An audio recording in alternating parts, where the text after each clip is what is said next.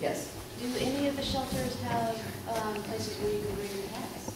The shelters will, the Red Cross shelters will accept assistive pets, okay? But what the way that we're working with Humboldt County is, like, say Redwood Acres, a lot of times we'll have a shelter at Redwood Acres. And so what they'll do is they'll co-locate a pet shelter near where we've got the people shelter. And so your pets can be there. We want to make sure that we don't have a situation, and everybody remembers Katrina, where a lot of people didn't evacuate because they didn't want to leave their pets. We don't want that situation. We did have one situation 3 years ago or something during one of the floods where this woman had pets, but there wasn't a co-located pet shelter, and what she did was just kept her pets in the car. And that's not the ideal, but that's what she did. And you can imagine why we can't have pets in the shelter. We have no idea what kind of allergies everybody else is going to have. We just can't have that happen. But we absolutely understand how important it is, how important your pets are, and so we try to work with the county and other agencies to co-locate them as close as we can. And if it's not close on that first or second day, it will be close soon. Yes. Also, dogs and cats don't dwell together usually all the time. Right? No, they don't. Birds and cats and... There's a lot of different kinds of pets, and there's a lot of different kinds of allergies that people have, and a lot of different kinds of special needs. But if it's an assistive pet, if you have vision, if you're vision impaired, and you've got to have that dog in order to get around, then we will allow that dog into the shelter, and we will talk with the other shelter residents to see if there's any kind of allergies, and we're going to make accommodations. Yes. What if it's just it's an assistive pet, but it's not because you're blind? Companion animal. Well, like no, like I'm supposed to get an assistive pet because I have a head injury. Okay, so if you what you need to do is give us documentation that that is an assistive pet. Well, it's still all in the whole process. Okay. We have to have documentation, you know, that it's an assistive pet and it can come in. It's either documentation or obvious, one or the other. Say that. Okay, letter and then back there. I have an assistant. Oh, I'm sorry. Just give me a second. No, I just wanted to know, what if you can't round up your pets? Like we couldn't on Saturday, we couldn't round them up. They were scattered. Should we just leave our front door open for them? Just let me see what this is.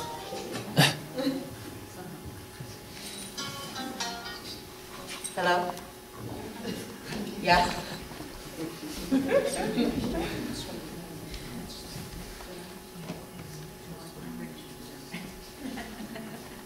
Okay, let me call you back. Let me call you back. Okay. It was a volunteer telling me she was on a disaster action call in Whale Gulch. I'm sorry, I had to leave that on. I have to leave my cell phone on. You never know. On New Year's Eve, my cell phone went off at 8:30. I just finished a wonderful dinner and had half a glass of wine. And on New Year's Eve, when your cell phone goes off and you're the Red Cross director and it's 8:30, you know that something's up, and that's when that fire was. So my apologies. Where's Whale Gulch? It's out by Shelter Cove. Wow. It's just near Shelter Cove. Okay. Where were we? Yes. Yes. Yes. Do you, Me? No. Do you suggest leaving your front door open for the animals just to get out and you can't round them up? Because we couldn't on Saturday, and we got 4 cats, and they were in every part of the apartment. Under beds, everything. I can't say I would suggest leaving the door open if you're not going to be there. Okay? This is coming from Barbara personally, and not from a Red Cross, you know.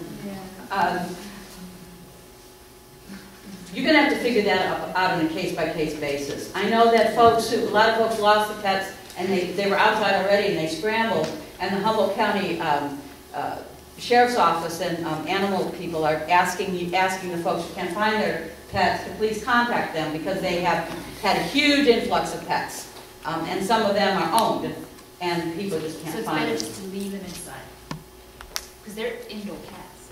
Well, okay, the reason I wouldn't say keep your door open is somebody else might come in your house, you know what I mean?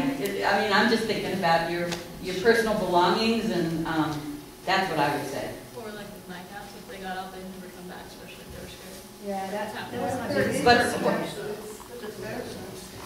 So that's a personal choice, but just be careful about leaving your door open. There was somebody back there who was going to say something. Oh, I think she left. Okay. There is a handout in the back for seniors, and hopefully some of those who are seniors or who know people are seniors, please take these. It's written in bigger print, and it talks about the different kinds of specific things you can do as a senior to prepare yourself, more than I've talked about here. Things like, I'm noticing there's a senior leaving. Somebody make sure that she gets this handout. I'm a senior too.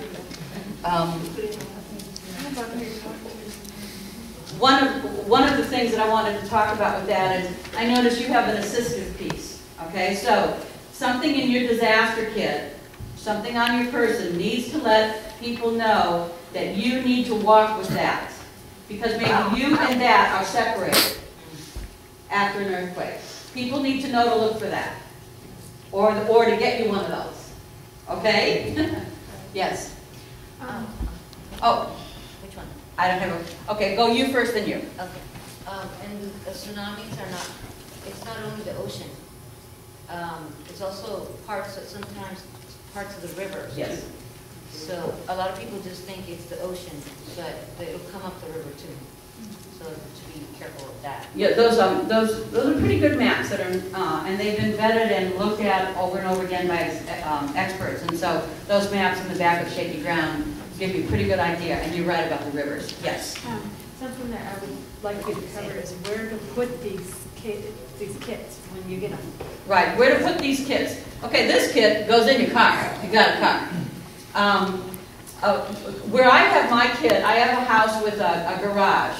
And so some people recommend those big, tall plastic garbage cans. I don't particularly like those because you have to dig to the bottom to get the things. So what I did is I went to Kmart and I got a couple of those clear plastic lower kinds of buckets.